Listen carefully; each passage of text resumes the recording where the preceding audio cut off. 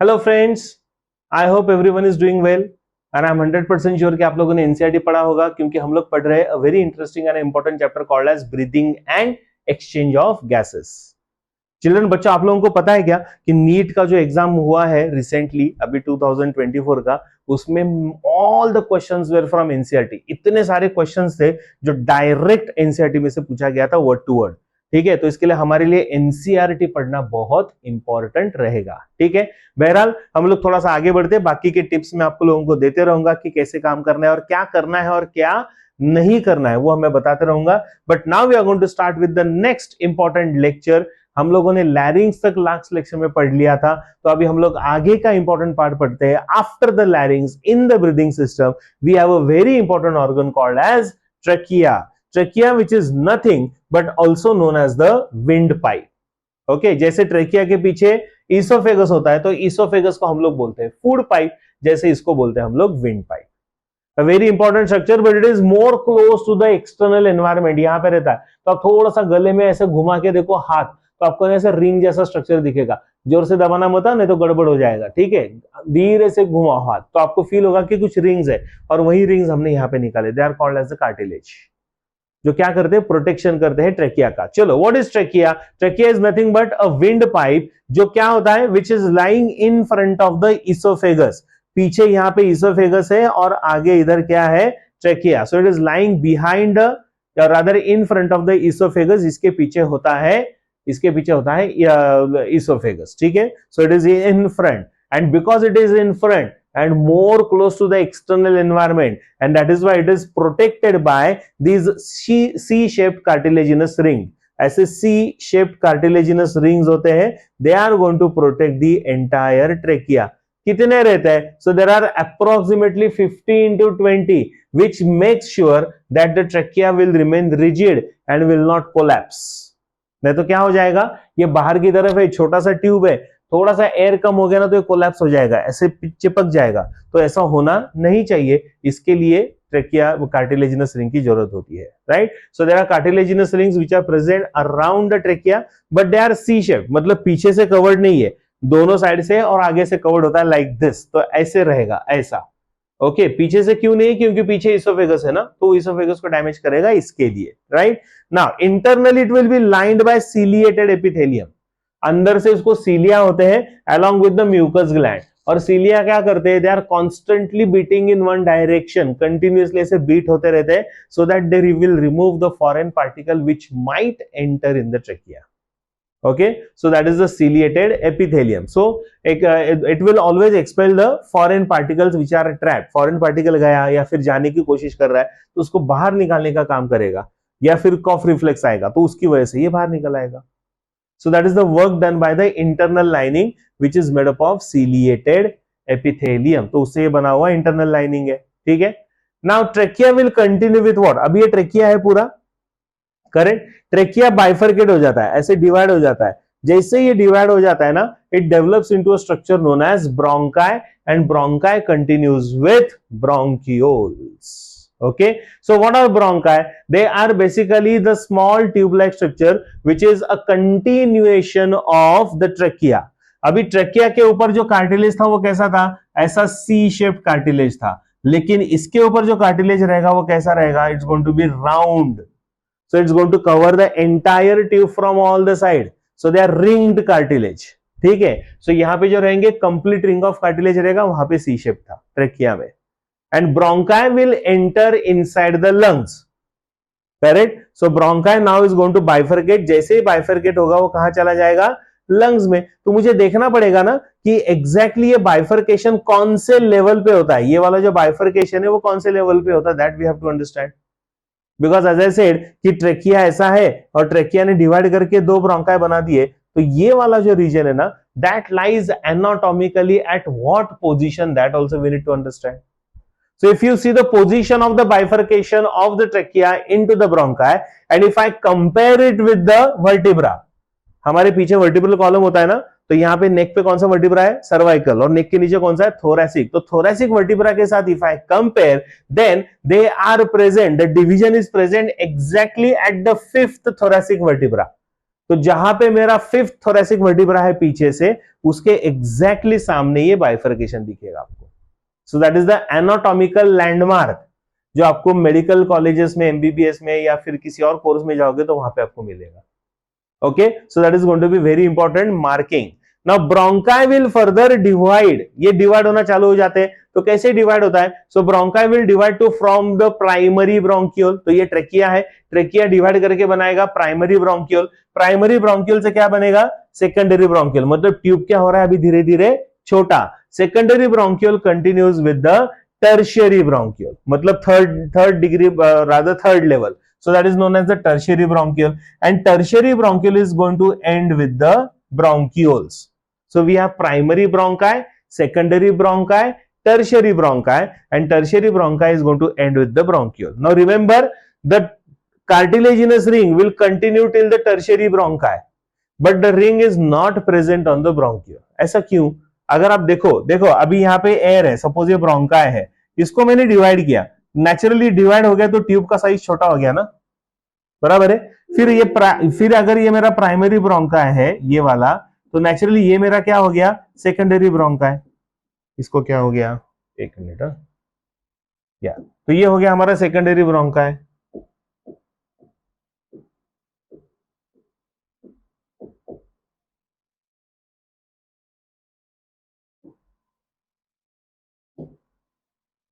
Just a second, या तो अगर आप देखोगे तो यहां पे मैं निकाल रहा था, ये प्राइमरी ब्रोंकस है लाइक दिस.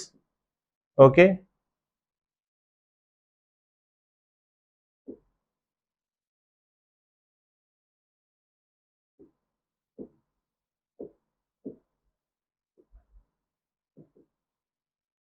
या सो this is your primary bronchi, this is your secondary bronchi. इसको मैं और डिवाइड करूंगा तो ये और छोटा हो जाएगा ना, टर्शियरी ब्रोंकाई. टर्शियरी ब्रोंकाई को जब मैं और डिवाइड करूंगा तो ये ट्यूब इतना छोटा हो जाता है that the air which is present in the tube is enough, creates a enough pressure to keep the bronchi intact and will prevent the collapse. And that is why bronchiole does not have the cartilaginous rings. तो bronchiole के ऊपर आपको cartilaginous ring नहीं दिखेगा. Okay, so I hope everyone is getting this. So trachea divides into bronchi, bronchi divides into primary bronchi, secondary bronchi, tertiary bronchi. Till tertiary bronchi we have the cartilaginous ring. Tertiary bronchi divides to form the bronchiole. Bronchiole does not have the rings क्योंकि pressure is enough to keep them intact. And the tertiary bronchi now will end with the alveolar sac. ये बड़ा सा sac बन जाएगा और ये sac के अंदर क्या रहेंगे? ये सैक के अंदर होता है alveoli.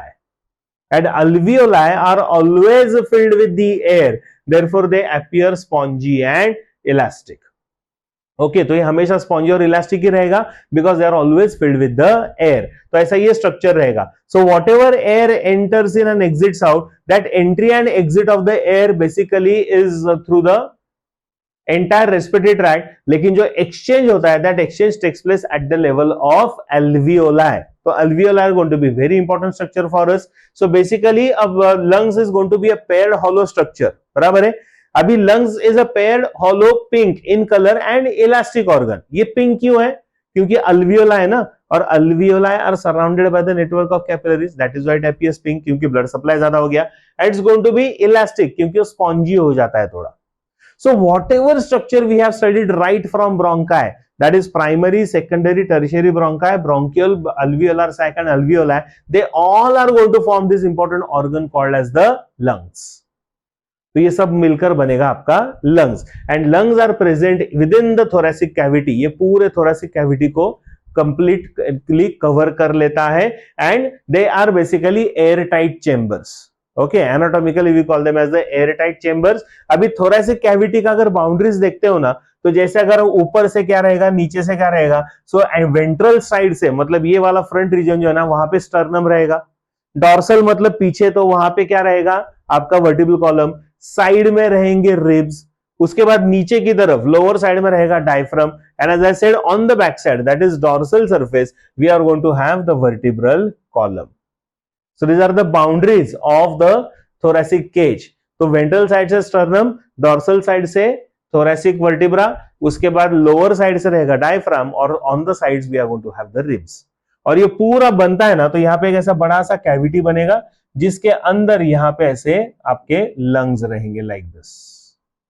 Okay, so the lungs are present like this, a very important structure. Now just like any other organ in the body, जितने भी ऑर्गन्स होते हैं, are all covered by the covering ना, तो वैसे lung will also have their own covering ना। So the coverings of the lungs here is known as the pleura. Okay, so the lungs are enclosed in a pleura or a pleural sac, and the pleura is divided into two layers. इसके दो अलग अलग layers आते हैं. The first layer of the pleura is, that is inner layer, is known as the visceral pleura, which is the innermost layer, and the outer layer is known as the parietal pleura. तो lungs से नजदीक है इसके लिए visceral, viscera का meaning आता है organ, internal organ, इसके लिए उसको बोला गया विसरल, और उसके बाद आता है parietal. But are they going to be close to each other, are they stick to either? No, there is a space. तो नेचुरली दो प्लूरा के बीच में स्पेस है, तो उसको क्या बोलेंगे? Very good, so it is known as the pleural space. And pleural space, will it be empty? No, it will always be filled with the fluid, and that fluid is known as the pleural fluid. Get in this? So we have pleura, parietal pleura, visceral pleura, दोनों के बीच में रहेगा space, तो उसको नाम दिया plural space और प्लूरल कैविटी, और उसके अंदर रहेगा फ्लूइड, तो उसको हम लोग बोलते हैं प्लूरल फ्लूइड। और ये फ्लूइड क्या करेगा? तो it will prevent the shocks, and plus it will prevent the friction between the two pleura.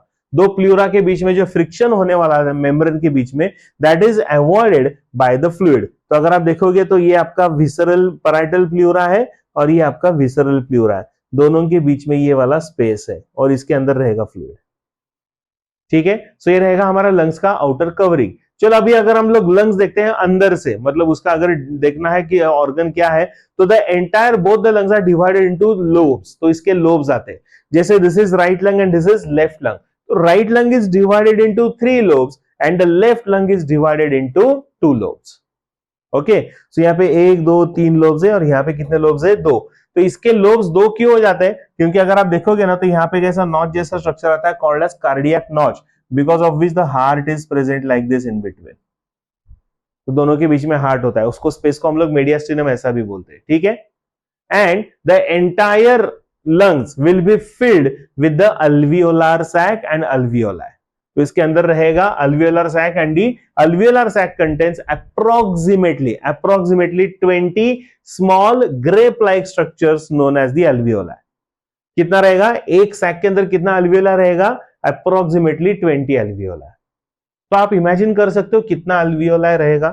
थोड़ा सोच कर देखो, इधर उधर रेफरेंस मत देना, अपना ही दिमाग लगाओ। लंग्स इधर से लेकर इधर तक है, तो कितने अल्वियोलाई हो सकते हो? थोड़ा सा सोचो, मैं आपको नंबर बोलता हूं। ठीक है, and alveoli are surrounded by the network of capillaries. इसके ऊपर बहुत सारा ह्यूज नेटवर्क ऑफ कैपिलरीज होता है। ऐसा क्यों होता है? क्योंकि alveoli is a site for exchange of gases. तो जितना भी एक्सचेंज ऑफ गैसेस होना है ना, that exchange of gases is between the alveoli and the capillaries. So air will enter in the alveoli which is rich in oxygen, oxygen enters in the blood, blood का carbon dioxide जाएगा air में, air से बाहर, alveoli से बाहर। So that is how the it will be there. So it is supplied by the network of pulmonary capillaries, so richly supplied by the network of capillaries. चलो, जैसे मैंने बताया कि कितना अल्वियोलाई होता है, so total number of alveoli which are present including both the lungs is going to be 750 million. कितना? 750 million alveoli, which they say will cover almost, मतलब इनका सरफेस एरिया अगर हम लोग कैलकुलेट करते हैं ना, तो इनका surface area is almost equal to the surface area of a tennis court, और या फिर ये भी बोला गया है that it is equal to the surface area of the adult skin 50 times. Okay, कितना रहेगा? So it increases the surface area for the exchange of gases, और एरिया कितना? It is 50 times the surface area of the skin. तो हमारा adult skin का जितना surface area ना, उसका 50 टाइम रहता है। And we know greater the surface area greater will be the function, मतलब जितना ज्यादा सरफेस एरिया बढ़ेगा उतना फंक्शन बढ़ता जाएगा। And that is why they are going to, and they have a very important function ना, exchange of gases। और oxygen अंदर जाना जरूरी है, क्योंकि ऑक्सीजन का काम क्या है? Why do we use oxygen? Why do we need oxygen? Fantastic, we need oxygen for the production of energy. Get in this? And that is why this particular structure is going to be very important. Right तो I hope सब लोगों को अब ये ध्यान में आ गया कि अल्वियोलाई एग्जैक्टली क्या काम करते हैं और कैसे काम करते हैं, right? So this is how the alveoli will be seen. अगर आप देखोगे तो they are all surrounded by the network of capillaries. तो इनका जो वॉल होता है ना, that wall will be made up of squamous epithelium along with the collagen and elastic fibres to make it more flexible. तो ये alveoli जो रहता है ना, जैसे अगर ये ऐसा अल्वियोला रहेगा ना, so it becomes flexible because it is made up of the simple squamous epithelium along with the collagen and the elastic fibers. ठीक है? So it makes it very smooth and the wall thickness देखो बेटा कितना है, the such thin membrane 0.0001 mm, that is the thickness of the alveolar wall, very thin. तो membrane जितना thin रहेगा उतना exchange of gases will be easy. जितना membrane thick होते जाएगा उतना एक्सचेंज ऑफ गैसेस हो जाएगा डिफिकल्ट. तो अभी सवाल ये आता है कि मेम्ब्रेन थिक कैसे होगा, तो आप उसके बारे में सोचो. बाद में तो मैं बताने ही वाला हूं, आगे के लेक्चर में आएगा, लेकिन फिर भी अगर आप दिमाग लगा सकते हो तो सोचो कि ऐसा क्या कर सकते हैं हम लोग या क्या होता है जिसकी वजह से मेम्ब्रेन हो जाता है थिक और हमारा एक्सचेंज बिगड़ जाता है. So that of course we are going to learn, right? So this is how the structure will be seen, and the diameter of the alveoli is just 0.1 mm. मतलब membrane thickness is 0.0001 mm and the diameter अगर आप देखोगे तो it is just 0.1 mm. ठीक है? So that is how we see the important structure. Okay, so ये एक important structure होता है and of course as I said thus it is a site for the exchange of gases. तो जितने भी gases आते हैं हमारे body के अंदर they will enter through the alveoli. Mainly oxygen हम लोग trap कर पाते, बाकी के तो gases trap होते नहीं, कार्बन मोनोऑक्साइड trap हो सकता है of course. ठीक है? So that is done by the alveoli. समझ में आ रहा है? I hope everyone is getting this. A very important structure called as the alveoli. Right, and once we have studied and understood what the alveoli is, this will finish your part of the entire respiratory system. तो हम लोगों ने पहले lecture में चालू किया था respiratory system और अभी यहाँ पे हम लोगों ने सिस्टम को, ह्यूमन बीइंग के सिस्टम को खत्म किया है. लेकिन आगे पढ़ना क्या है, तो आगे ये पढ़ना है कि गैसेस कैसे अंदर आते हैं और बाहर जाते हैं, ये हम लोगों को पढ़ना है. तो मतलब प्रेशर ग्रेडियंट रहेगा, how they are transported in the blood, oxygen कैसे ट्रांसपोर्ट होता है, कार्बन डाइऑक्साइड कैसे ट्रांसपोर्ट होता है, तो ये हम लोगों को पढ़ना पड़ेगा. फिर उसके बाद who is going to control the entire mechanism of breathing या रेस्पिरेशन, दैट इज ब्रेन. फिर उसके बाद हम लोग वॉल्यूम्स एंड कैपेसिटीज पढ़ेंगे और फिर finally we are going to study जो मेरा सबसे फेवरेट है, क्योंकि मैं डॉक्टर हूं बाय प्रोफेशन, तो मेरे लिए फेवरेट रहेगा, दैट इज डिसीजेस. परफेक्ट. तो हम लोग बीमारियों के बारे में भी पढ़ेंगे, क्योंकि बीमारियां मुझे बहुत अच्छी लगती है क्योंकि मैं डॉक्टर हूं. ओके, मैं ऐसे ही बोल रहा हूं, ऐसे जरूरी नहीं है, कोई भी टचवुड कोई भी बीमार होना नहीं चाहिए. Anyways, so will stop here now because this is a very important part which we have learn. थोड़ा सा आपको रिवाइज करना पड़ेगा, एक बार अच्छे से रिवाइज करो, एनसीईआरटी में से देखो, पढ़ो, सेल्फ स्टडी नोट्स निकालो, तो आपको आगे का जो वीडियोस है वो आप अच्छे से लिंक कर सकते हो. Till then, thank you very much and good bye.